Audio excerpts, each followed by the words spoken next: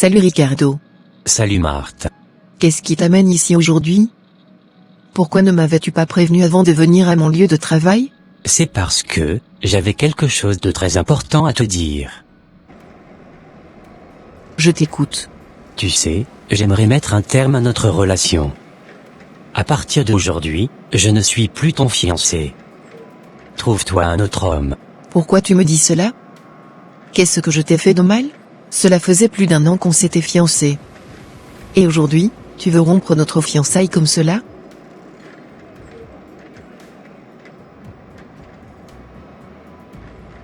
Qu'est-ce que je t'ai fait de mal?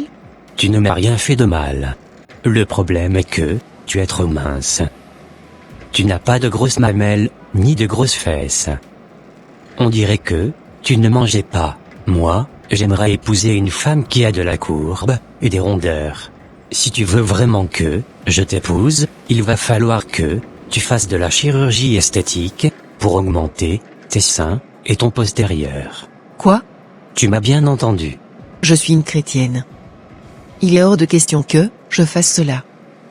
Car la chirurgie esthétique n'est pas du tout une bonne chose. Tu sais, dans la société d'aujourd'hui, presque toutes les femmes font recours à cette pratique pour corriger les défauts qu'elles ont sur leur corps. À cause de toi, mon propre grand frère se moque de moi. Car il n'arrête pas de me répéter au quotidien que ma fiancée était trop plate. Sa femme aussi s'est mise à se moquer de toi. Presque toutes les copines de mes amis avaient fait recours à cette pratique. Aujourd'hui elles ont une belle forme. Raison pour laquelle j'aimerais que tu le fasses aussi. Si c'est ce que je devrais faire avant d'être ta femme, je préférerais rester célibataire. Car je n'ai vraiment pas envie de toucher à ce merveilleux corps que Dieu m'a donné. Il sait pourquoi il m'avait façonné comme ça. Je ne veux vraiment pas corriger Dieu, à cause d'un homme. Je tiens à te signaler que, désormais, c'est fini entre nous. Efface mon numéro de ton téléphone. Non. Ne dis pas ça. D'ailleurs, j'avais oublié de te dire que j'avais trouvé une autre fille qui me convenait parfaitement. Et qui convenait aussi parfaitement à ma famille et à mes amis. Sur ce, adieu. Courage à toi. Au revoir. Je suis vraiment dépassé par ce qu'il venait de me dire. Je n'arrive pas à croire qu'il venait de mettre un terme à notre fiançailles. Comment pourrait-il me demander de transformer mon corps d'abord, avant qu'il ne m'épouse? Je suis vraiment embrouillé dans mon cerveau. Je vais prendre quelques minutes de repos, afin de réfléchir.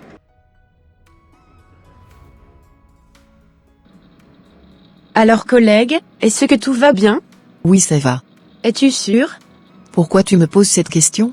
Je te pose cette question parce que j'avais entendu la discussion que tu avais eue tout à l'heure avec ton fiancé.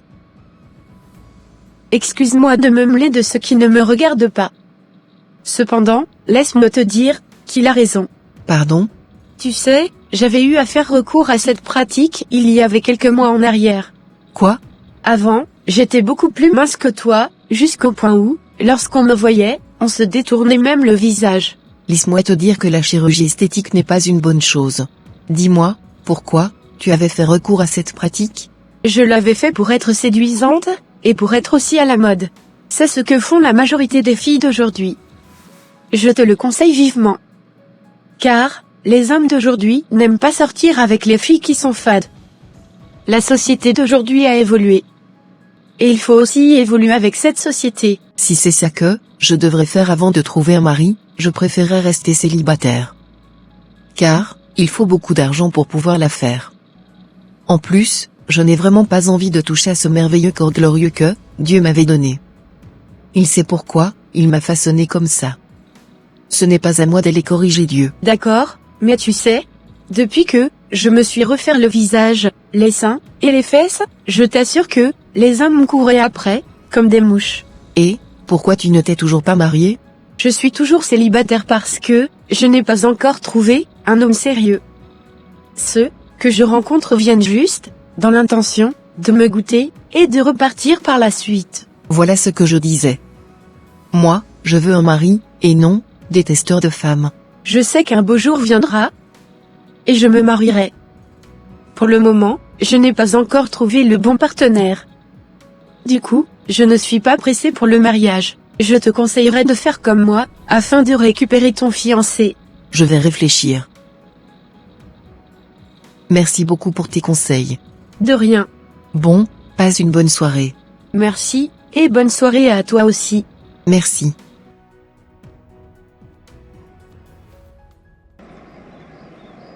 Qu'est-ce qui se passe avec cette pratique? Il faut bien que j'aille me renseigner pour voir. Car, quelle fille n'aimerait pas attirer des regards sur elle? Vraiment, ça me tente. J'ai un peu d'économie sur moi. Je vais me lancer pour voir ce que ça va donner. Dans un premier temps, je vais prendre un rendez-vous avec un médecin, pour qu'il m'explique si cette pratique était sans inconvénient, pour celui qui le fera.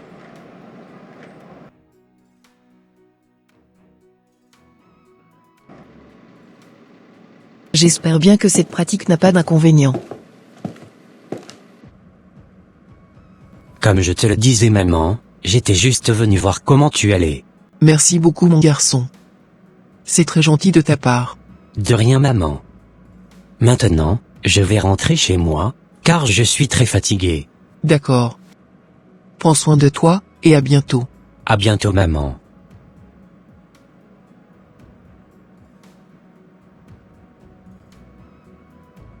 Maintenant, je vais recevoir la patiente qui m'attendait depuis un moment. Salut jeune femme. Salut. Laissez-moi vous dire que, vous êtes très ravissante. Merci. Pourrais-je avoir votre numéro s'il vous plaît? Je suis vraiment désolé. Je ne pourrai pas vous donner mon numéro. D'accord. Ce n'est pas bien grave. Au revoir. Au revoir. Je ne suis pas ici pour donner mon numéro à n'importe qui.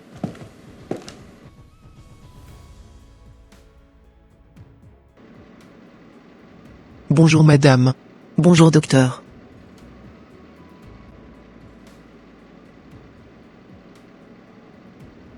Veuillez me suivre s'il vous plaît. D'accord. La jeune femme que je venais de rencontrer tout à l'heure, est très belle. Si elle pouvait devenir mon épouse, cela me ferait énormément plaisir. Je ne sais pas si elle est célibataire ou pas. Mais bon. Je l'attendrai ici, en attendant qu'elle termine sa séance, pour tenter ma chance. Alors madame, si je comprends bien, vous voulez refaire la poitrine et le derrière. Oui docteur. C'est exactement ça.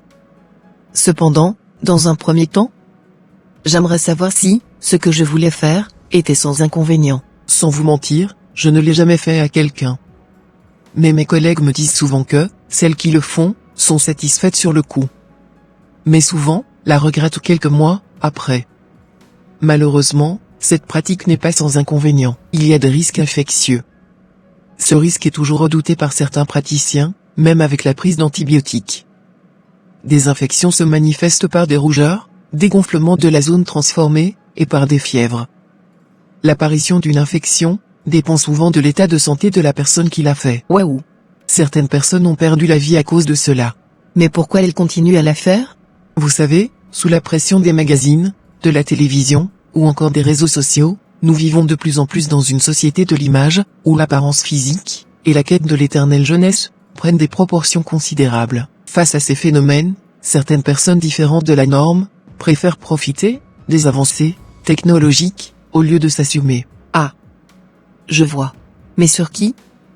Est-ce qu'on pratiquait cela, à la base? À la base, cette pratique était pour des personnes qui ont eu des maladies graves. Pouvez-vous me donner un exemple s'il vous plaît? Nous avons le cas de ceux qui sont atteints du cancer des mamelles. Et aussi, de ceux qui sont brûlés. Vraiment, je suis très touchée, par ce que vous venez de me dire. Excusez-moi. Mais pourrais-je savoir, pourquoi voulez-vous faire cela? Je voulais le faire, pour attirer des regards sur moi. Car, mon fiancé, venait de rompre notre relation, à cause de ma poitrine, et mon derrière, qu'il trouvait trop plate. S'il vous plaît, restez tel que Dieu vous a créé. N'essayez pas de corriger Dieu. Êtes-vous une chrétienne? Oui madame. Moi aussi, je suis une chrétienne. Vous savez quoi? Votre fiancé vous a quitté, aujourd'hui, mais en tant que chrétien, nous devons savoir que, tout ce qui nous arrive, n'est pas là pour nous détruire. Un chrétien, ou une chrétienne, doit avoir une meilleure lecture des circonstances, pour mieux agir. tout ce que Dieu fait est bon. Parce que, rien ne peut se faire, sans qu'il ne le valide. Il n'est pas toujours l'auteur de ce qui se passe. Mais parfois, il laisse faire. Tout ce qu'il fait, ou laisse faire, a une importance. De nos jours, il y a trop de désordre dans la société. Chacun fait ce qu'il veut, et se croit tout permis, comme si Dieu n'existait pas. Les gens font semblant d'ignorer que sans le Seigneur, il n'y a pas de vie. C'est pour cette raison qu'il faut que le pays aille mal, pour que l'on puisse voir véritablement le Dieu Tout-Puissant, au travers des chrétiens. Avec tout ce que vous venez de me dire, je préférerais rester naturel, et, bio, tel que Dieu m'avait créé. Merci infiniment pour vos conseils. De rien. Je vais demander à partir. D'accord. Au revoir. Au revoir docteur.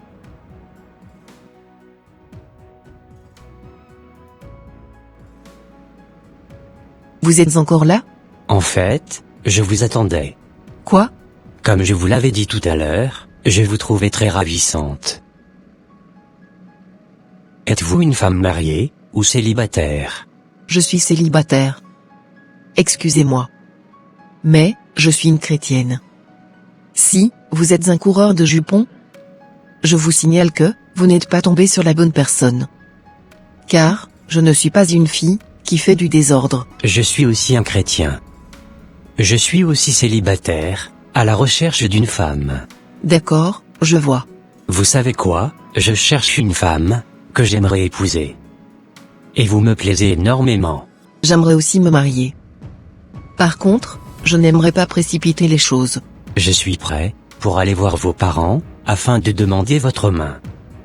Je veux faire du sérieux avec vous. Dans un premier temps, nous allons prier, et demander l'accord du Seigneur. Ok. Je suis d'accord. Pourrais-je connaître votre maison? J'habite juste à 100 mètres, de cet hôpital. Et, je vis toujours avec mes parents. Passe-moi ton numéro. Comme ça, on fera le programme. Et par la suite, je viendrai chez toi avec mes parents, afin de demander ta main. D'accord.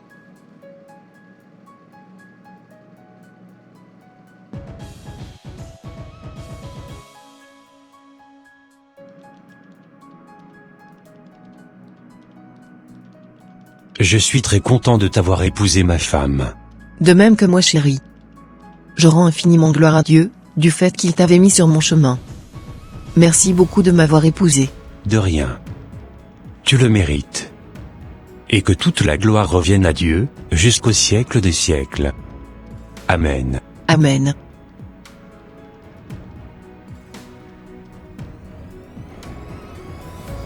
Jusqu'à présent, je n'ai pas encore trouvé de femme. Je regrette vraiment le fait d'avoir abandonné ma fiancée. Car, elle était une femme très douce, travailleuse et attentive. Franchement, si elle n'était pas mariée aujourd'hui, j'irai la chercher, afin de lui présenter mes excuses, et par la suite chercher à arranger les choses. Malheureusement, je ne pourrai plus rien faire. Jusqu'à ce jour, je suis toujours en train d'errer, dans l'espoir de trouver une femme qui sera comme elle. Mais niette. Si, je savais, je n'aurais jamais dû rompre notre fiançailles. Je m'en veux énormément. Si c'était à refaire, je ne le referai plus jamais. Louez l'Éternel. Car il est beau de célébrer notre Dieu. Car il est doux, il est bienséant de le louer. L'Éternel rebâtit Jérusalem, il rassemble les exilés d'Israël. Il guérit ceux qui ont le cœur brisé. Et il pense leurs blessures. Il compte le nombre des étoiles. Il leur donne à toutes des noms. Notre Seigneur est grand, puissant par sa force. Son intelligence n'a point de limite. L'Éternel soutient les malheureux. Il abaisse les méchants jusqu'à terre. Chantez à l'Éternel avec action de grâce, célébrez notre Dieu avec la harpe. Il couvre les cieux de nuages, il prépare la pluie pour la terre, il fait germer l'herbe sur les montagnes. Il donne la nourriture au bétail, aux petits du corbeau quand il crie. Ce n'est pas dans la vigueur du cheval qu'il se complaît. Ce n'est pas dans les jambes de l'homme qu'il met son plaisir. L'Éternel aime ceux qui le craignent, ceux qui espèrent en sa bonté. Jérusalem, célèbre l'Éternel. Sion, loue ton Dieu. Car, il a fermé les barres de tes portes. Il bénit tes fils au milieu de toi. Il rend la paix à ton territoire, il te rassasie du meilleur froment. il envoie ses ordres sur la terre. Sa parole court avec vitesse. Il donne la neige comme de la laine, il répand la gelée blanche comme de la cendre. Il lance sa glace par morceaux. Qui peut résister devant son froid? Il envoie sa parole, et il les fond. Il fait souffler son vent, et les eaux coulent. Il révèle sa parole à Jacob, ses lois et ses ordonnances à Israël. Merci beaucoup mon Dieu, pour tes hauts bienfaits dans ma vie. Merci de m'avoir façonné à ta manière. Je te serai infiniment reconnaissante, et te serai toujours fidèle jusqu'à la fin de mes jours. Car, avant que je sois, tu me connaissais déjà. C'est toi qui as formé mes reins, et mes os. Tu m'avais préservé de l'ennemi, depuis le ventre de ma mère.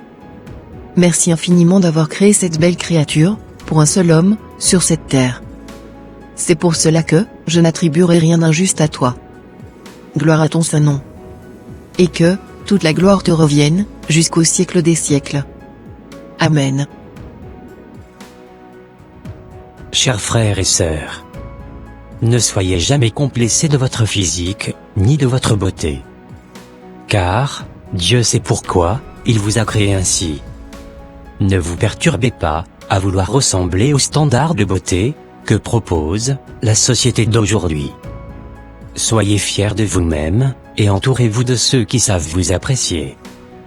Priez Dieu, afin qu'il vous comble aussi de son amour, et de sa grâce, à ce que vous ne manquiez jamais de confiance en vous, et que vous ne soyez jamais vulnérables, au jugement, et au regard des autres. Ne cherchez surtout pas à plaire à ce monde. Car, ce monde tend vers sa fin. Accrochez-vous plutôt à Dieu. Et obéissez surtout à sa parole. Et de là, vous verrez comment Dieu s'en chargera de votre vie. Demeurez dans la paix du Seigneur, et soyez abondamment bénis. Au nom puissant de Jésus-Christ, de Nazareth. Ça sera tout pour cette vidéo. Si vous avez aimé la diffusion, n'hésitez pas de mettre un j'aime, de la commenter, et de la partager, autour de vous, afin qu'une seule âme soit sauvée et édifiée. Et s'il vous plaît, n'oubliez pas de vous abonner à notre chaîne, Conseil Chrétien TV, pour ne rater aucune de nos prochaines diffusions. Que Dieu vous bénisse, et vous garde. Bye, bye.